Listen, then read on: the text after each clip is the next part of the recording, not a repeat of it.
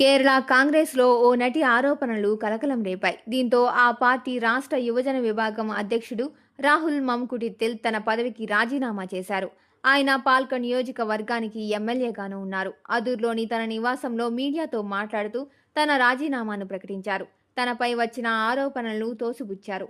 ఓ ప్రముఖ పార్టీకి చెందిన యువనేత తనతో అనుచితంగా వ్యవహరిస్తున్నాడని, 3 ఏళ్లుగా వేధిస్తున్నారంటూ రినీ జార్జ్ అనే నటి ఓ ఇంటర్వ్యూలో ఆరోపించారు. ఈ విషయాన్ని పలుమార్లు ఆ పార్టీ సీనియర్ల దృష్టికి తీసుకెళ్లినా ప్రయోజనం లేకపోయిందని వాపోయారు. రాహుల్ పేరును ఆమె నేరుగా ప్రస్తావించినప్పటికీ భాజపా, సిపిఎం శ్రేణులు ఆయన ప్రమేయం ఉందని ఆరోపిస్తున్నాయి. రాజీనామా చేయాలని నిరసనలు చేపడుతున్నాయి. ఈ వ్యవహారంపై పార్టీలో అంతర్గత విచారణ చేపట్టినట్లు, దోషులను తప్పించుకోలేరని కాంగ్రెస్ సీనియర్ నేత విడి సతీష్ ప్రకటించారు. ఈ పరిణామాల నడిమే యూత్ కాంగ్రెస్ అధ్యక్ష పదవికి రాహుల్ రాజీనామా ప్రకటించారు.